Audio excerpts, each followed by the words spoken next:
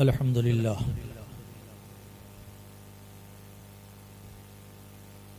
الحمد للہ نحمده ونستعینه ونستغفره ونؤمن به ونتوکل علیہ ونعوذ باللہ من شرور انفسنا ومن سیئات اعمالنا من يهده الله فلا مضل له ومن يضلل فلا هادي له ونشهد ان لا اله الا الله وحده لا شريك له ونشهد أن سيدنا ونبينا ومولانا محمدا عبده ورسوله بالهدى ودين الحق أرسله أما بعد فأعوذ بالله من الشيطان الرجيم بسم الله الرحمن الرحيم محمد رسول الله والذين معه أشداء على الكفار رحماء بينهم آمنت بالله صدق الله مولانا العلي العظيم وبلغنا رسوله النبي الأمين الكريم ونحن على ذلك لمن الشاهدين والشاكرين والحمد لله رب العالمين. قال الله تبارك وتعالى في شان نبيه الكريم مخبرا وآمرا إن الله وملائكته يصلون على النبي يا أيها الذين آمنوا صلوا عليه وسلموا تسليما. اللهم صل على سيدنا نبينا مولانا محمد وعلى آله وأصحابه وبارك وسلم صلاة وسلاما عليك يا رسول الله صلى الله تعالى عليك وسلم.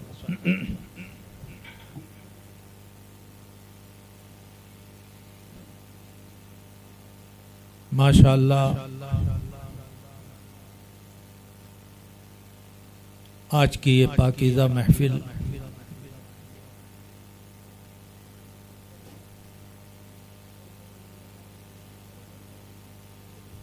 مصطفیٰ پیارے صلی اللہ تعالی علیہ وسلم اور ان کے پیاروں کے نام سے سجائی گئی ہے اور ہم سب کے پیارے میاں کے عقیدت مند مریدین مسترشدین نے اس بزم کو سجایا ہے تاکہ کچھ اللہ و رسول اور ان کے محبوبین کا ذکر سنا اور سنایا جائے. ابھی آپ کے ہر دل عزیز امام و خطیب حضرت مولانا فخر الدین صاحب زیدہ مجدہم نے فرمایا خلفائے راشدین اور ان سے متعلقین سے متعلق کچھ گفتگو ہوگی. تو یہ عنوان تو بہت بھاری ہے، یعنی اگر بہت مختصر کیا جائے پھر بھی بہت پھیل جائے،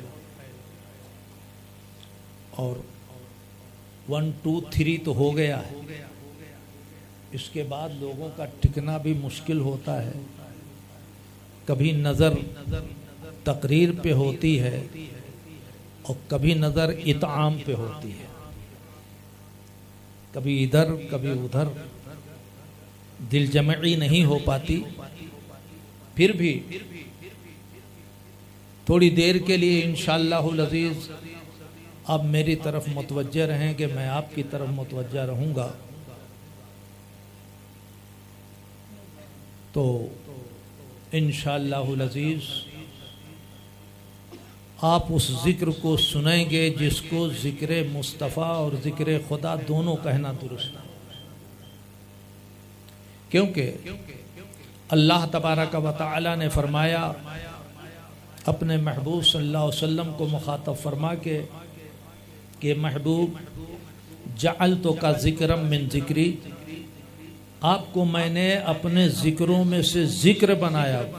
فمن ذکرہ کا ذکرنی، تو جس نے آپ کا ذکر کیا اس نے میرا ذکر کیا. تو گویا ذکر مصطفیٰ ذکر خدا ہے. اسی لیے اعلیٰ حضرت نے اسی قسم کا کوئی شعر کہا ہے، جو ان کے ذکر کو جدا کرنا چاہو نجدیو، وہ ذکر حق نہیں کنجی سقر کی ہے.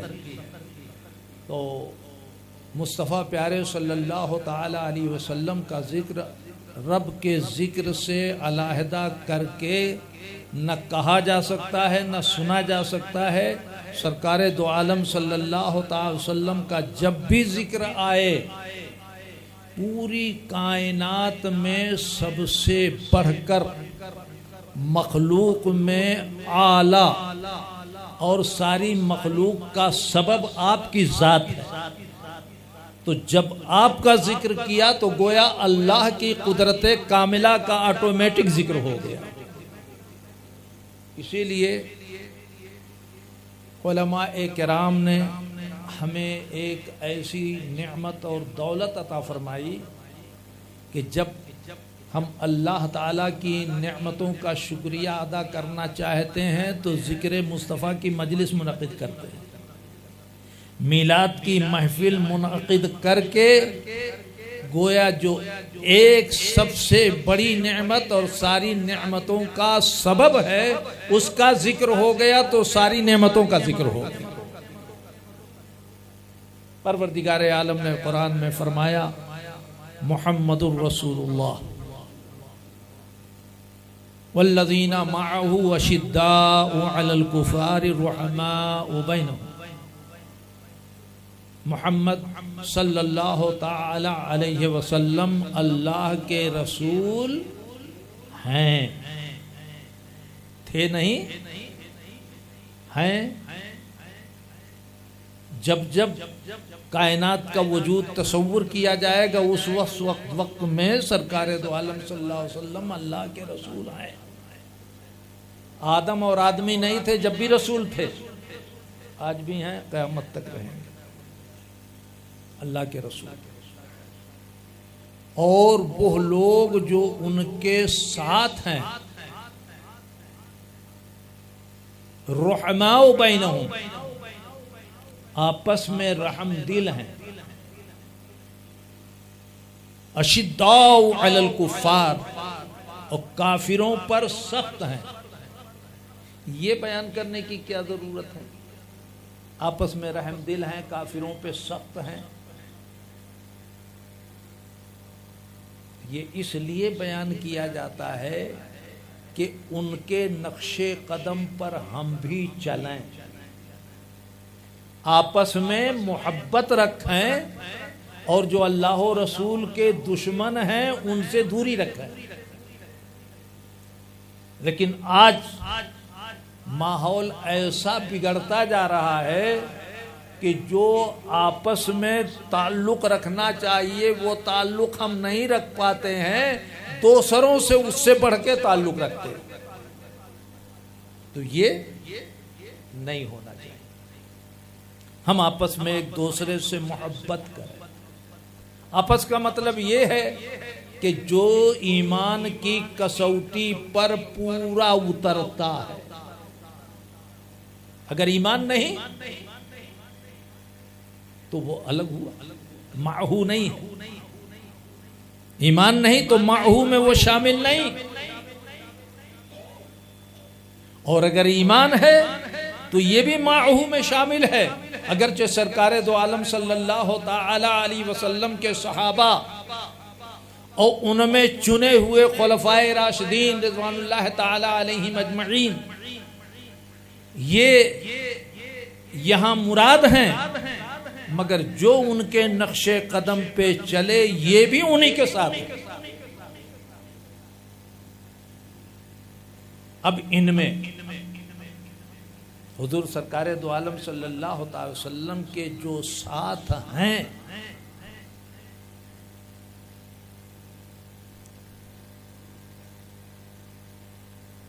کتنے ساتھ تھے؟ لگ بھگ 24,000 تو حج میں تھے، 1,24,000 حجۃ الوداع میں تھے، اور اس کے بعد اور بڑھے۔ تو یہ سب ساتھ والے یعنی جنہوں نے ایک نظر آقائے کائنات صلی اللہ علیہ وسلم کو دیکھ لیا ایمان کی نظر سے، وہ معہو میں شامل ہے۔ حضور صلی اللہ علیہ وسلم کے وہ صحابی ہوئے۔ پھر صحابی کا درجہ اتنا بڑا ہے کہ دنیا کا کوئی بڑے سے بڑا ولی بھی ان کے درجے کو نہیں پہنچ سکتا. کس بنیاد پہ؟ صرف دیکھ لینے کی بنیاد. اسی لیے صاحب مواہب لدنیا فرماتے ہیں کہ جب آقائے کائنات صلی اللہ علیہ وسلم کی ایک بیوقوف گھامر دیہاتی پہ نظر پڑ جاتی تو اس کو جلیل القدر عقل مند بنا دیتا. ایک نظر پڑ جانے پر وہ دیہاتی نہیں رہ جاتا، گھامر نہیں رہ جاتا، بدعقل نہیں رہ جاتا، بلکہ عقل مندوں کا، ہوشیاروں کا سردار بن جاتا. تو جب ایک نظر پڑ جانے پر یہ حال ہے تو جو ہمیشہ نظر میں رہا اس کا کیا حال ہوگا؟ جو سفر و حضر میں ہر جگہ ساتھ رہا ہو. اسی لیے اللہ تبارک و تعالی نے اپنے محبوب کو ایسے ساتھی عطا فرمائے، ایسے عظیم الشان جوہر انہیں عطا فرمائے کہ ان ساتھیوں نے ساری دنیا کو بتا دیا کہ اللہ تبارک و تعالی نے رسول پاک صلی اللہ علیہ وسلم کے قدم پاک کی برکت سے ہم ایسے لوگوں کو جن کے پاس کچھ نہیں تھا قیصر و کسریٰ پہ حکومت کرنے والا بنا. نہ دولت تھی نہ اور کچھ تھا، بس صرف سرکار کی نظر تھی، حضور صلی اللہ علیہ وسلم. اب ان میں سب سے افضل و اعلیٰ کون تھا؟ سب تھے، ابتدا سے لے کے انتہا تک. انہی میں سب سے کم، سب سے زیادہ تو سارے علماء اہل سنت کا اس پہ اتفاق ہے کہ اس میں سب سے بڑھ کر افضل و اعلیٰ سیدنا ابو بکر صدیق رضی اللہ عنہ ہے نا. کوئی مسئلہ ایسا نہیں ملے گا کہ جس میں اختلاف نہ ہو، مگر اہل سنت کا اس پہ اتفاق ہے. افضل البشر بعد الانبیاء ابو بکر صدیق رضی اللہ تعالی. سارے انسانوں میں انبیاء و رسول کے بعد ابو بکر صدیق رضی اللہ تعالیٰ عنہ سب سے زیادہ افضل. اعلی حضرت عظیم البرکت رضی اللہ تعالیٰ عنہ نے فتاوی رضویہ میں کہیں تحریر فرمایا ہے، جس کو میں نے بہت پہلے دیکھا تھا اور مجھے یہ بھی یاد نہیں کہ کس حصے میں. تحریر فرماتے ہیں لما خلق اللہ العرش کتبا بقلم نور طول القلم ما بین المشرق والمغرب. اللہ تعالی نے جب عرش کو پیدا فرمایا اس عرش پر نور کے قلم سے لکھا، اور وہ نور کا قلم اتنا بڑا تھا کہ مشرق و مغرب کے درمیان وہ پورا پھیل گیا. اتنا عظیم قلم. اس قلم سے عرش آدم پہ لکھا گیا. کیا لکھا گیا؟ لا الہ الا اللہ محمد الرسول اللہ صلی اللہ. اللہ کے علاوہ کوئی معبود نہیں، محمد صلی اللہ علیہ وسلم اللہ کے رسول ہیں. یہ کب سے کلمہ چلا رہا ہے؟ چلا تو بہت پہلے سے آ رہا، مگر جب عرش پیدا کیا گیا تو اس پہ لکھا گیا. تو گویا دنیا کا سب سے پہلا بورڈ جو لگایا گیا اس بورڈ کا نام لا الہ الا اللہ محمد رسول اللہ. عرش پہ لکھا ہوا تو یہ تو ساری دنیا مانتی ہے. اور آدم علیہ السلام نے تو جنت میں دیکھا، تو بہت بات کی بات ہے، مگر عرش پہ لکھا گیا. اور آگے کیا ہے؟ محمد الرسول اللہ صلی اللہ علیہ وسلم کے بعد لکھا ہے وہ امتہ افضل الامم. ان محمد صلی اللہ علیہ وسلم کی امت ساری امتوں میں سب سے افضل. ہائے کتنے خوش نصیب ہیں ہم کہ عرش الہی جب پیدا کیا گیا اللہ تعالی نے ایسے عظیم و شان نور کے قلم سے اس پہ لکھوایا لا الہ الا اللہ محمد الرسول اللہ صلی اللہ تعالی علیہ وسلم امتہ افضل الامم. ان کی امت آئی تشریف لائی، ان کی امت ساری امتوں میں افضل. سبحان اللہ. اور کسی کا ذکر ہوا نہیں، ہمارا اور آپ کا ذکر ہوا. کہاں؟ عرش پہ لکھا گیا نام. کتنے خوش نصیب ہو کہ عرش الہی کی جو تحریر عظیم الشان شرعی دینی مذہبی بورڈ جو لگا اس پہ ہمارا ذکر ہو رہا ہے. ہم ہی خالی نہیں امت ہیں، بہت گنہگار ہیں، مگر ہم سے بھی گنہگار ہیں، ہم سے بھی گنہگار ہیں اور ہم سے اعلیٰ بھی ہیں، ہم سے اعلیٰ زیادہ ہیں. اور صحابہ کرام رضوان اللہ تعالیٰ علیہم اجمعین کی ذاتیں تو بڑی اعلیٰ تھی ماشاءاللہ. تو امت کہہ کے ساری امت کا اعلیٰ سے لے کے ادنا تک سب کا ذکر ہو رہا ہے. اس لیے نہیں کہ ہم اپنے اعمال کی بنا پہ وہاں چرچے میں ہیں، روزہ نماز کی بنا پہ چرچے میں ہیں، خیر خیرات کی بنا پہ چرچے میں ہیں، صرف اور صرف اس بنیاد پہ چرچے میں ہے کہ ہماری نسبت آقا سے ہو گئی. اس نسبت کی بنیاد پر عرش پہ ہمارا بھی ذکر ہو رہا ہے. سبحان اللہ. اور اس کے بعد قلم نے کیا لکھا؟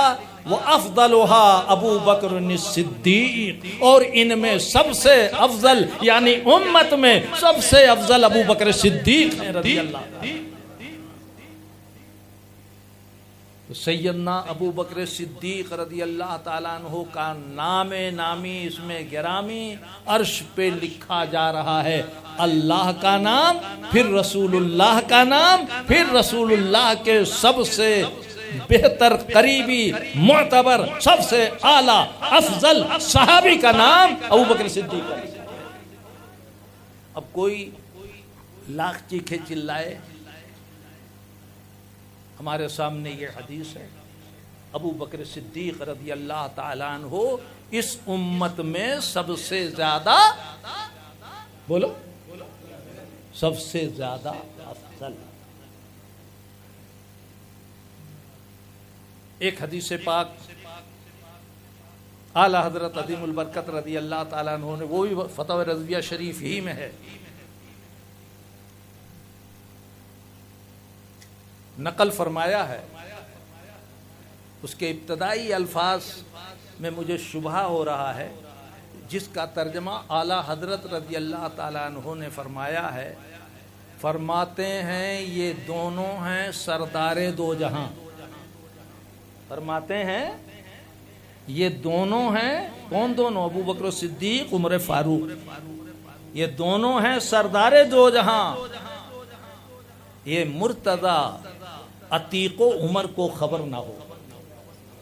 یہ مرتضی عتیق و عمر کو خبر نہ ہو. یہ حدیث پاک کا ترجمہ ہے. غالباً اعلیٰ حضرت نے جو تحریر فرمایا ہے، اِنَّا ابا بکرین و عمر سیدہ اہل السماوات والارضین الا الانبیاء والمرسلین لا تخبرہما یا علی. یہ الفاظ ہیں غالباً کہ ابو بکر صدیق اور عمر فاروق یہ زمین و آسمان میں سب کے سردار ہیں.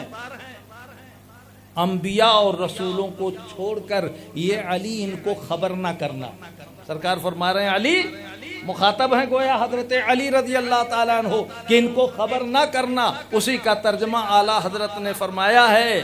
فرماتے ہیں یہ دونوں ہیں سردار دو جہاں، یہ مرتضی عتیق و عمر کو خبر نہ ہو۔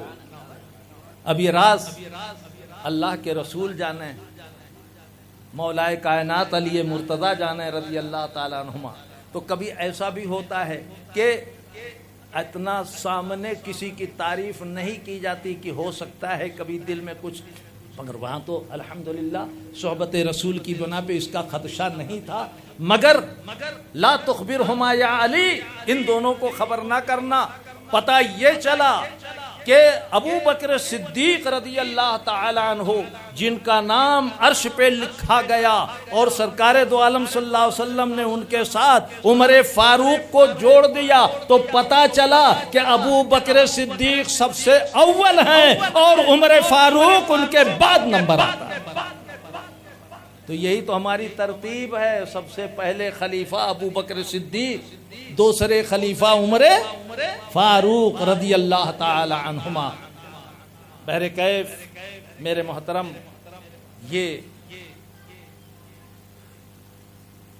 صحابہ کرام، عام صحابہ کی جب حالت اتنی عظیم ہے کہ ہم بیان نہیں کر سکتے، تو ان بزرگوں کی حالت ہم کیا بیان کر سکتے ہیں۔ حضرت سیدنا عمر فاروق رضی اللہ تعالی عنہ کی عظمتوں کا کیا کہنا، سبحان اللہ سبحان اللہ۔ کتنی وحی ابو بکر عمر فاروق رضی اللہ تعالی عنہ کی خواہش کے مطابق نازل ہوئی۔ تو یہ تو کلام الہی ہے، ازل سے ہے، ابد تک رہے گا۔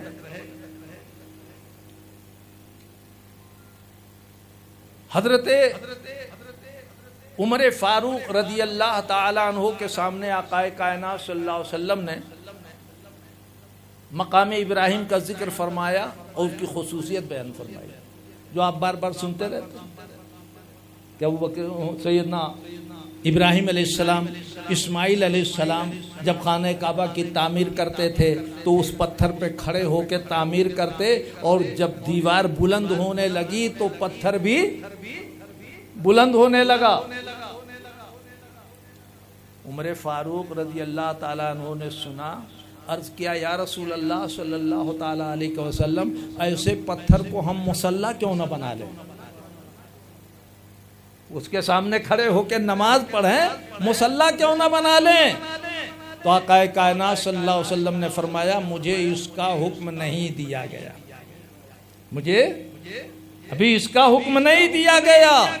عمر فاروق کی تمنا ہوئی اور انہوں نے سوچ کر کے عرض کیا کیوں نہ اسے مصلی بنا دیا جائے۔ وحی الہی کا نزول ہوا، واتخذوا من مقام ابراہیم مصلی، مقام ابراہیم کو مصلی بنا دو، مقام ابراہیم کو مصلی بناؤ۔ آج مقام ابراہیم پہ ہر اس شخص کو نماز پڑھنا پڑتا ہے جو خانہ کعبہ کا طواف کرتا ہے۔ طواف نہیں کیا تو پڑھو نہ پڑھو چلے گا، لیکن جب طواف کر لیا تو 2 رکعت وہاں پڑھنا واجب۔ کیا ہے؟ واجب ہے 2 رکعت نماز پڑھنا۔ سبحان اللہ۔ عمر فاروق رضی اللہ تعالیٰ عنہ کی خواہش کے مطابق مقام ابراہیم کو مصلی بنایا گیا۔ نبی رحمت صلی اللہ تعالیٰ علیہ وسلم تکلیف میں مومنین کو تکلیف دینا نہیں چاہتے۔ نماز پڑھنا، روزہ رکھنا، حج کرنا، زکوٰۃ دینا، یہ ہمارے اوپر ایک تکلیف ہے شرعی طور پہ، مگر اسی تکلیف کو جب ہم برداشت کریں گے تو اس کا صلہ ہم کو جنت میں ملے گا انشاءاللہ العزیز۔ اسی لیے علماء نے فرمایا رسول پاک کے میلاد کے موقع پر، آدم علیہ السلام کے میلاد کے موقع پہ جمعہ عید المومنین بنا دیا گیا۔ رسول پاک کے میلاد کے موقع پہ بھی ایسا کچھ کر دیا جاتا تو بہتر تھا۔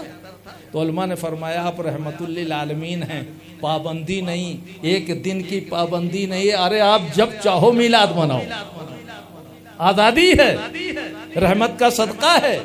بہرکیف حضور سرور کائنات صلی اللہ تعالی علیہ وسلم کی یہ بھی رحمت ہے. میں نے جب مطالعہ کیا اور سمجھا، مسئلے کو سمجھا، حاجی حج کو جاتا ہے، اگر کوئی واجب چھوٹتا ہے تو بولو اس کے اوپر جرمانہ کیا ہوتا ہے؟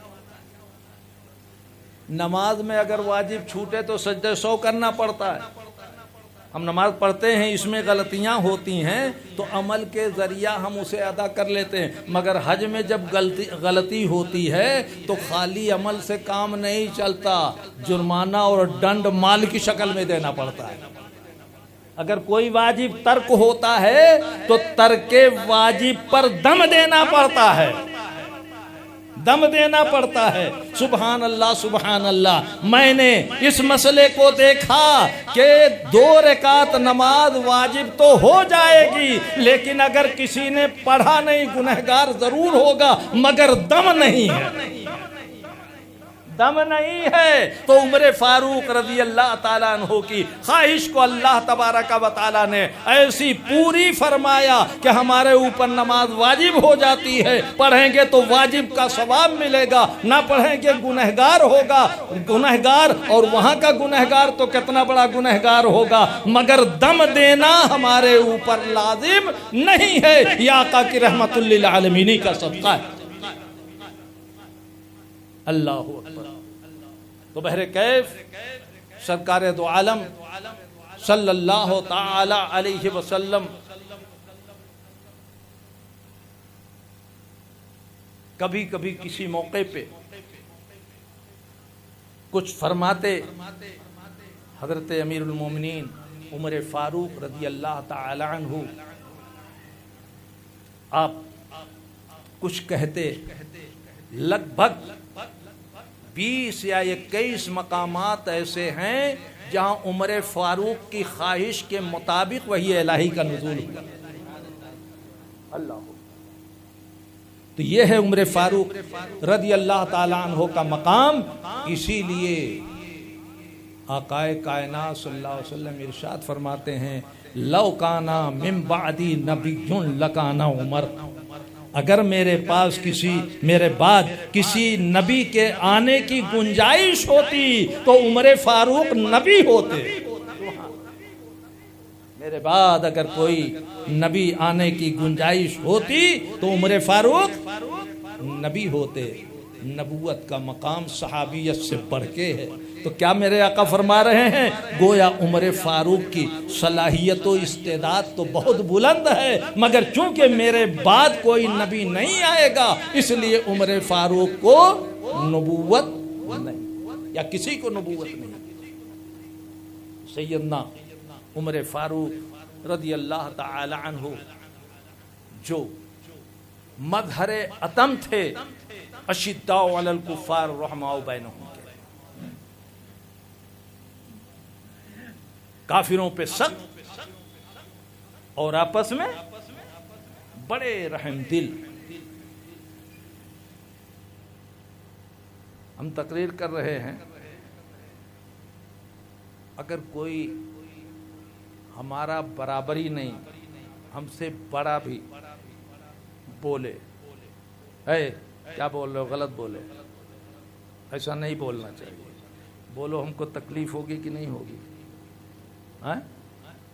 اور اگر معمولی آدمی شاگرد بولے تو اور زیادہ تکلیف ہوگی، اور شاگرد نہیں بلکہ اس سے کمتر بولے تو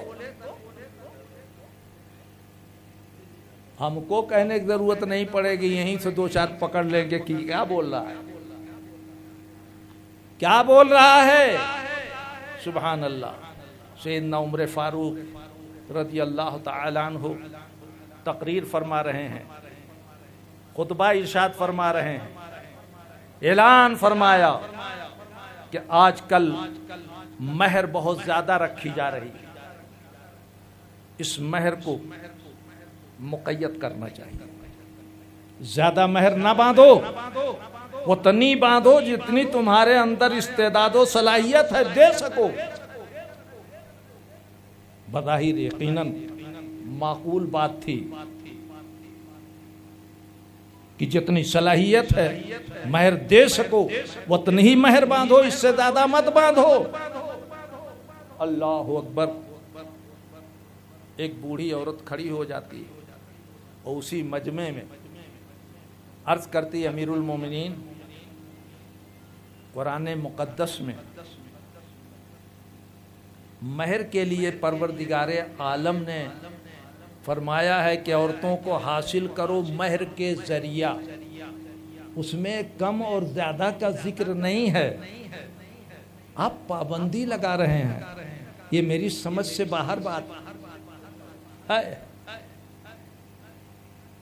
آپ کیوں پابندی لگا رہے ہیں جب قرآن نے پابندی نہیں لگایا، رب نے پابندی نہیں لگایا، تو آپ کیوں پابندی لگا رہے ہیں؟ عمر فاروق رضی اللہ تعالی عنہ جلال میں نہیں آئے، غضب میں نہیں آئے، بلکہ عمر فاروق رضی اللہ تعالیٰ عنہ نے فرمایا کہ عورت صحیح کہہ رہی، وہ درستگی کو پہنچی، میں خطا پہ تھا، اور ایسا جملہ ارشاد فرمایا سبحان اللہ، پوری دنیا کے لیے نصیحت ہے، اگر اس پہ عمل کر لیا جائے تو خدا کی قسم ہماری دنیا بھی صحیح ہو جائے، آخرت بھی صحیح ہو جائے، سارے اختلافات بھی مٹ جائیں۔ آپ فرماتے ہیں کل الناس افقہ من عمر حتی العجوزات، سارے لوگ عمر سے زیادہ جاننے والے، یہاں تک کہ بوڑھی عورتیں بھی عمر سے زیادہ جانتی ہیں۔ وہ عمر جن کی خواہش و تمنا پہ وحی الہی کا نزول ہو، وہ عمر بول رہے ہیں کہ بوڑھی عورت بھی عمر سے زیادہ جانتی ہے۔ تو اس کا یہ مطلب نہیں کہ زیادہ جانتی ہے، یہ ان کا تواضع تھا، یہ ان کا انکسار تھا۔ علماء تواضع انکسار میں بہت سی باتیں کہتے رہتے ہیں۔ مولانا فضل خیر آبادی رحمۃ اللہ تعالی علیہ فرمایا کرتے تھے کہ میں منطق جانتا ہوں، فقہ میں کمزور ہوں، فقہ میں کمزور ہوں، بہت جلیل القدر عالم۔ لوگوں کو تعجب ہوا، سرکار آپ کیا فرما رہے ہیں؟ منطق جانتے ہیں، فقہ میں میں کمزور ہوں، فقہ میں میری اتنی دسترس نہیں ہے۔ جب دریافت کیا تو آپ نے فرمایا اس کا مطلب یہ نہیں ہے کہ میں کچھ بھی نہیں جانتا، میں منطق جانتا ہوں، اس حد تک جانتا ہوں کہ اگر ارسطا تالیس آ جائے تو میں اسے پڑھا سکتا ہوں۔ اللہ اکبر۔ لیکن فقہ میری کمزور ہے کہ اگر امام اعظم ابو حنیفہ کا کوئی شاگرد آ جائے تو میں وہاں شاگرد بننے کے لائق بھی نہیں۔ اس کا یہ مطلب نہیں کہ فقہ جانتے ہی نہیں۔ ہماری کتابوں میں الحمدللہ جو مولوی کلاس کی کتابیں پڑھائی جاتی ہیں، کچھ کتاب لکھنے والے تو ایسا لکھتے ہیں کہ یہ کتاب میں نے اتنی اعلیٰ جامع معنی لکھ دی ہے کہ جب اسے پڑھ لے گا طالب علم تو اور دوسری کتاب کی اس کو ضرورت نہیں۔ تو یہ بڑائی کی بول ہوئی کہ نہیں ہوئی؟ مگر یہ بڑائی کی بول نہیں ہے۔ چارہ ڈالا جاتا ہے، چارہ، شکار کو جب گرفت کرتے ہیں تو چارہ ڈالتے ہیں، وہ چارہ دیکھ کر کے شکار آتا ہے، پھر ہمارے ہاتھ آتا ہے۔ تو گویا طلبہ کو یہ پیغام دیتے ہیں کہ اگر تم نے اسے پڑھا تو اور کتابوں سے تم مستغنی ہو جاؤ گے، ضرورت نہیں رہے گی۔ طالب علم دلچسپی سے پڑھے گا۔ انہوں نے اس لیے یہ لکھا، اپنی تعریف میں نہیں لکھا، اس لیے کہ کتنے ایسے مصنفین ہیں جو اپنی کتابوں میں یہ لکھتے ہیں کہ میں تو کچھ نہیں جانتا، میرے اندر صلاحیت ہی نہیں کہ میں ایسی کتاب لکھ سکوں، مگر اپنے دوستوں، احباب، متعلقین سے اتنا مجبور ہو گیا، پریشان ہو گیا، لوگوں نے بار بار تقاضا کیا تو آج مجھے قلم اٹھانا پڑ رہا ہے۔ یہ کون لکھتے ہیں؟ جو علم کے پہاڑ ہوتے ہیں۔ تو ان کی بھی نیت صحیح ہے، ان کی بھی نیت صحیح ہے، وہ تواضع میں بول رہے ہیں، اور یہ اس لیے بول رہے ہیں کہ طالب علم اس کی طرف متوجہ ہو۔ تو سیدنا عمر فاروق رضی اللہ تعالیٰ عنہ نے جو یہ فرمایا کہ کل الناس افقہ من عمر، ہر آدمی عمر سے زیادہ جانکار ہے، اس کا یہ مطلب نہیں ہے کہ دو چار بھی ان سے زیادہ جانکار ہیں۔ ارے جانکار تو ابو بکر صدیق کے بعد عمر ہی ہے رضی اللہ تعالیٰ عنہ، اس کے بعد عثمان غنی، پھر علی مرتضیٰ رضی اللہ تعالیٰ عنہ۔ ہاں جیسے فنون کی بات ہے، منطق ہے، فلسفہ ہے، نحو ہے، صرف ہے، ادب ہے، فقہ ہے، حدیث ہے، تفسیر ہے، مختلف فنون ہیں، تو کوئی کسی فن میں، کوئی کسی فن میں، کوئی کسی فن میں ممتاز ہوتا ہے۔ تو ان خلفائے راشدین میں کوئی کسی فن میں ممتاز، کوئی کسی فن میں ممتاز، کوئی کسی فن میں ممتاز، اس اعتبار سے ان کو اعلیٰ کہا گیا، اس اعتبار سے ان کو اعلیٰ کہا گیا، اس اعتبار سے ان کو اعلیٰ کہا گیا۔ مگر سنو، مولا کائنات علی مرتضیٰ کرم اللہ تعالی وجہ الکریم نے فرمایا سیدنا ابو بکر صدیق رضی اللہ تعالیٰ عنہ کے بارے میں، ہوا عالمنا ہوا اشجعنا، ابو بکر صدیق ہم میں سب سے زیادہ جانکار ہیں اور ہم میں سب سے زیادہ بہادر ہیں۔ یہ اس موقع پہ فرمایا جب بدر میں ابو بکر صدیق رضی اللہ تعالیٰ عنہ حضور صلی اللہ علیہ وسلم کے عریشہ پاک میں آپ کی نگہبانی کر رہے تھے، آپ کے اطراف پہرا دے رہے تھے، آقا کائنات اپنے رب کے بارگاہ میں رجوع کر رہے تھے، دعائیں کر رہے تھے، ابو بکر صدیق رضی اللہ تعالیٰ عنہ ایسے خطرناک موقع پر سرکار دو عالم صلی اللہ علیہ وسلم کی حفاظت کے لیے لگے ہوئے تھے، اور وہ ایسا موقع تھا کہ کوئی ڈٹ نہیں سکتا تھا، ہمت نہیں کر سکتا تھا، تو مولا کائنات علی مرتضیٰ رضی اللہ تعالیٰ عنہ نے فرمایا ہوا عالمنا ہوا اشجعنا، ابو بکر صدیق ہم میں سب سے زیادہ جانکار ہیں اور ہم میں سب سے زیادہ بہادر ہیں، ورنہ ساری دنیا میں حضرت مولا کائنات علی مرتضیٰ رضی اللہ تعالیٰ عنہ کی بہادری کا چرچا ہے۔ تو اس کا یہ مطلب نہیں کہ ابو بکر صدیق جنگ میں بھی حضرت علی سے بہادر ہیں، جنگ میں حضرت علی رضی اللہ تعالیٰ عنہ کی بہادری الگ ہے اور دوسری بہادری الگ۔ آج تو علی مرتضیٰ کی بہادری کا یہ عالم ہے کہ ہم نے تو اپنے یو پی میں کہیں دیکھا، غیر مسلم بھی پہلوان اگر ہے تو وہ بھی علی علی علی کہہ کے اکھاڑے میں کود جاتا ہے۔ گویا حضرت علی رضی اللہ تعالیٰ عنہ کی شجاعت، بہادری اپنی جگہ پہ، تو یہ سارے ہمارے اکابر و اسلاف، خاص کر صحابہ کرام رضوان اللہ تعالیٰ علیہم اجمعین، سب ہماری آنکھ کے تارے ہیں اور سب بڑے ہیں، البتہ یہ کہ جو سب سے بڑا ہے حدیث میں آیا وہ بتا دیا، اب دوسرے کو ہم ناپنے نہیں جائیں گے وہ کتنا چھوٹا ہے، کیا نہیں ہے، یہ میں اس بات میں پڑھنا گویا اپنی عاقبت کو خراب کرنا۔ تو حضرت مولا کائنات علی مرتضیٰ رضی اللہ تعالیٰ عنہ نے خود عمر فاروق رضی اللہ تعالیٰ عنہ کی تعریف و توصیف میں جو کلمات کہے ہیں سبحان اللہ، اور عمر فاروق یا ابو بکر صدیق رضی اللہ تعالیٰ عنہما نے جو حضرت علی مرتضیٰ رضی اللہ تعالیٰ عنہ کے بارے میں کلمات کہے ہیں، ان تمام کو جب پڑھو، سنو، دیکھو تو دل کو ایک نورانیت حاصل ہوتی ہے۔ ہمارے اکابر میں، بڑوں میں، اسلاف میں کچھ نہیں، مگر آج لڑایا جا رہا ہے، طرح طرح کی باتیں کی جا رہی ہیں۔ تو سن لو، بڑوں پہ انگلی اٹھانا، یہاں تک کہ صحابہ رضی اللہ تعالیٰ عنہم اجمعین کو معاذ اللہ کیا کیا کہا جا رہا ہے، تو توہین، کسی کی ہجو کرنا، کسی کے بارے میں ایسے الفاظ بولنا جس سے ان کی کھلی ہوئی توہین ہو رہی ہے، یہ اپنی عاقبت کو خراب کرنا ہے۔ بہرکیف سیدنا عمر فاروق رضی اللہ تعالیٰ عنہ، جن کی رائے وحی و کتاب الہی کے اکثر موافق ہوتی تھی، ان کے بارے میں تفاسیر میں ایک واقعہ بہت نمایاں نظر آتا ہے کہ سرکار دو عالم صلی اللہ علیہ وسلم کی بارگاہ میں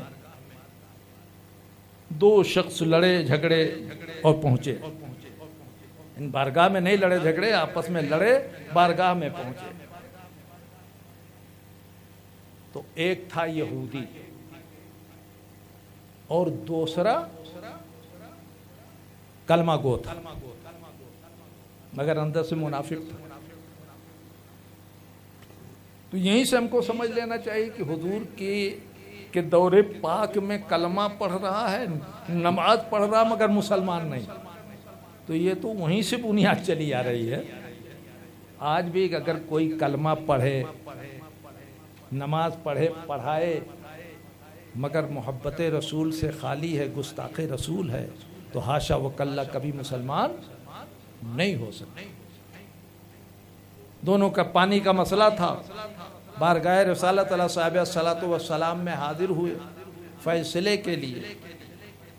تو سرکار دو عالم صلی اللہ تعالی وسلم نے پورے مقدمے کو سنا، اور سننے کے بعد حق یہودی کا تھا، اس لیے یہودی کے حق میں فیصلہ سنا دیا. لیکن اس کلمہ پڑھنے والے کو اطمینان نہیں ہوا، اندر اندر کڑتا رہا. راستے میں یہودی سے کہا کہ فیصلہ برابر نہیں ہوا ہے، ابو بکر صدیق کے پاس جائے. تو ایک روایت یہ کہ ابو بکر صدیق کے پاس بھی گئے، اور ایک روایت میں ڈائریکٹ عمر فاروق کے پاس گئے. ابو بکر صدیق رضی اللہ تعالیٰ عنہ کے پاس گئے تو آپ نے فرمایا کہ آقا کائنات کے رہتے ہوئے کسی بھی مقدمے کا فیصلہ اور دوسری جگہ لے جانے کا کیا مطلب ہے؟ تو یہودی نے کہا وہاں تو فیصلہ ہو چکا ہے. کہا جو فیصلہ ہو چکا وہی میرا فیصلہ. ابو بکر صدیق نے کیا فرمایا؟ آقا کی بارگاہ میں جو فیصلہ ہو گیا وہی میرا بھی فیصلہ ہے. پھر وہاں سے نکلے تو اس نے کہا انہوں نے سنا ہی نہیں تو اب کیا فیصلہ کریں گے. عمر کے پاس چلے گئے. سیدنا عمر فاروق رضی اللہ تعالیٰ عنہ کی بارگاہ میں آئے، اور یہودی نے کہا کہ ہم دونوں کا مقدمہ تھا، نبی پاک صلی اللہ علیہ وسلم کی بارگاہ میں، تمہارے نبی کی بارگاہ میں گئے تھے، مقدمہ کا فیصلہ انہوں نے سنا دیا، مگر اسے تسلی نہیں ہوئی، اس لیے آپ کی بارگاہ میں فیصلہ لینے کے لیے آیا. تو عمر فاروق نے اس سے پوچھا کہ کیا ایسا ہے؟ کہا ہاں ایسا. اس نے سر ہلایا، کہا ٹھیک ٹھہرے رہو میں اندر جا کے آتا ہوں. ٹھہرے رہو میں اندر جا کے آتا ہوں، جانا نہیں. اندر گئے، تلوار اٹھائی، ننگی تلوار لائے، مارا، اس منافق کا سر قلم کر دیا. اب چونکہ کلمہ پڑھتا تھا، نماز پڑھتا تھا، لوگوں کو اندر کی بات تو زیادہ معلوم نہیں تھی، مشہور ہو گیا کہ عمر نے مسلمان کو مار دیا، مسلمان کو مار دیا. اللہ اللہ، خبر سرکار دو عالم صلی اللہ تعالی وسلم کی بارگاہ تک پہنچی. ایک ہنگامہ برپا ہے، وحی الہی کا نزول ہوتا ہے کہ محبوب جو آپ کے فیصلے کو نہ مانے وہ مسلمان ہو ہی نہیں سکتا. کیا سمجھے؟ عمر فاروق نے سرکار دو عالم صلی اللہ تعالی وسلم کی بارگاہ میں جا کے معلوم کرنا کہ یا رسول اللہ ایسا ہے، اس کے بارے میں کیا کرنا؟ کچھ نہیں. جب دیکھا کہ رسول پاک کے فیصلے کو اس نے قبول نہیں کیا ہے اور میرے وہاں فیصلہ کرانے کے لیے آیا ہے، ارے میں تو رسول پاک جیسا بھی نہیں ہوں کہ سوچ کر کے آئے کہ رسول پاک جیسے ہیں وہاں نہیں ہوا تو یہاں ہو جائے. میں تو ان کا غلام ہوں، میرے آقا ہے، میرے وہاں فیصلے کے لیے آیا ہے. قلم سر قلم کر دیا. میرے محترم بزرگوں اور دوستو، عمر فاروق رضی اللہ تعالی عنہ کے دل میں کیا بات آئی کہ انہوں نے سر قلم کر دیا؟ تو یہی بات آئی کہ رسول پاک صلی اللہ علیہ وسلم نے فرمایا عمر کہ ایسے خیالات ہوتے ہیں کہ اللہ تبارک و تعالی وحی کے ذریعہ ان خیالات کی تصدیق و تائید کر دیتا. یہ شان ہے سیدنا عمر فاروق اعظم رضی اللہ تعالی عنہ کی. بہرکیف خلفائے راشدین رضوان اللہ تعالی علیہم اجمعین چار کے چاروں ان کا جو مقام تھا، ان کی جو خدمات تھیں، حضرت عثمان غنی رضی اللہ تعالیٰ عنہ کا جب دور آیا، آپ کی شہادت ہوئی، تو اس وقت صحابہ نے کہا اب فتنے کا دروازہ کھل گیا۔ سرکار نے بھی اس کی بشارت دے دیا تھا۔ اب تفصیل تو 4 بج گئے ہیں، 1 2 3 ہاں حاجی صاحب تو بولے گے ہی۔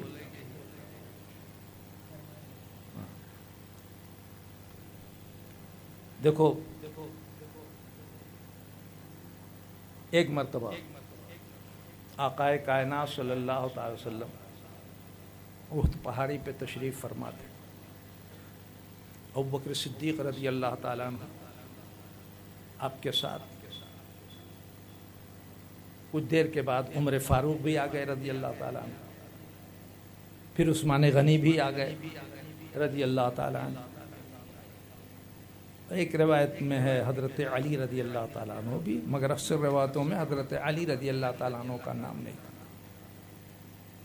تو عمر فاروق، عثمان غنی، ابوبکر صدیق رضی اللہ تعالیٰ عنہ، گفتگو ہو رہی، کچھ ذکر چل رہا ہے آپس میں۔ اتنے میں احد پہاڑ ہلنے لگا، اس میں ارتعاش کی کیفیت پیدا ہوئی، حرکت ہونے لگی۔ آپ خود غور کرو کہ پہاڑ نے اپنی خوش نصیبی پہ اپنے کو کنٹرول رکھا، وہی بہت بڑی بات ہے۔ اللہ کے پیارے محبوب ہیں، ابو بکر صدیق ہیں، عمر فاروق ہیں، عثمان غنی ہیں، ان کو پا کر جھومنے لگا، جھومنے لگا، خوش ہو گیا۔ آقائے کائنات صلی اللہ تعالی علیہ وسلم نے، ظاہر ہے کہ جب پہاڑ ہلے گا وہ تو خوشی میں جھوم رہا ہے، مگر ہم بیٹھنے والوں کا کیا حال ہوگا؟ اس لیے میرے آقا صلی اللہ تعالی وسلم نے فرمایا کہ اے احد، کیا تجھے معلوم نہیں ہے تیرے اوپر ایک نبی ہیں، ایک صدیق ہیں، 2 شہید ہیں؟ کیا فرمایا؟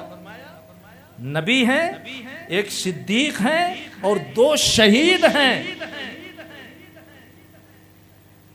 تیری خوشی اپنی جگہ پہ، مگر حرکت دے گا تو ان کو تکلیف پہنچے گی۔ آپ نے ایڑی ماری، کہا ٹھہر جا، پہاڑ ٹھہر گیا۔ تو خوشی اس نے منا بھی لیا اور بتا دیا کہ نبی کا میں اتنا مطیع و فرما بردار ہوں کہ جب انہوں نے مار دیا ٹھوکر تو میں رک گیا، فرما برداری کا مظاہرہ کیا۔ اسی لیے اعلیٰ حضرت عظیم البرکت فرماتے ہیں کہ ایک ٹھوکر سے احد کا زلزلہ جاتا رہا، ایک ٹھوکر سے احد کا زلزلہ جاتا رہا۔ کیا وقار رکھتی تھیں، کیا وقار رکھتی تھیں، اللہ اکبر ایڑیاں۔ میرے نبی صلی اللہ تعالی علیہ وسلم کی ایڑیاں اتنی پروقار تھیں کہ احد جیسا پہاڑ اگر ہلتا ہے، ایڑی مار دیں تو اس کی حرکت بند ہو جائے، بلکہ بے قراروں کو قرار آ جائے۔ کیا فرمایا میرے آقا صلی اللہ علیہ وسلم نے کہ صدیق ہیں، نبی ہیں، صدیق ہیں اور 2 شہید ہیں۔ یہ کب کی بات ہے؟ مدینہ طیبہ میں جب سرکار دو عالم صلی اللہ علیہ وسلم قیام پذیر تھے، ابھی نہ خلیفہ اول تھے، نہ خلیفہ دوم تھے، نہ خلیفہ سوم تھے، نہ خلیفہ چہارم تھے، میرے آقا تشریف فرما تھے۔ اس وقت آقائے کائنات صلی اللہ علیہ وسلم نے فرمایا تھا ایک صدیق اور 2 شہید ہیں۔ جب عثمان غنی رضی اللہ تعالیٰ عنہ کا دور پاک آیا، یعنی ہجرت کے لگ بھگ 35-36 سال کے بعد عثمان غنی شہید ہو رہے ہیں۔ عثمان غنی 35-36 سال کے بعد شہید ہو رہے ہیں، مگر میرے آقا صلی اللہ تعالی وسلم اس سے اور پہلے، یا سمجھ لو کہ لگ بھگ 40 سال پہلے آقا فرما رہے ہیں کہ عثمان شہید ہوں گے۔ یہ کون دیکھ سکتا ہے؟ یہ وہی دیکھ سکتا، وہی کہہ سکتا ہے جس کو اللہ تبارک و تعالی نے غیب کا علم عطا فرمایا۔ عمر فاروق ان سے پہلے شہید ہوئے، بہر کیف تو 35-36 سال یا اور آگے 30 سال عمر فاروق رضی اللہ تعالیٰ عنہ کی شہادت کے وقت دونوں شہیدوں کا ذکر میرے آقا صلی اللہ تعالیٰ علیہ وسلم نے کیا۔ تو سیدنا عمر فاروق رضی اللہ تعالیٰ عنہ بھی اسی مہینے میں شہید ہوئے، ذوالحجہ کی 26 تاریخ کو غالباً، اور حضرت عثمان غنی رضی اللہ تعالیٰ عنہ بھی اسی مہینے میں ایام تشریق میں شہید ہوئے۔ تو میرے آقا صلی اللہ تعالی وسلم نے بہت پہلے ان کے شہادت کی خبر دے دی تھی۔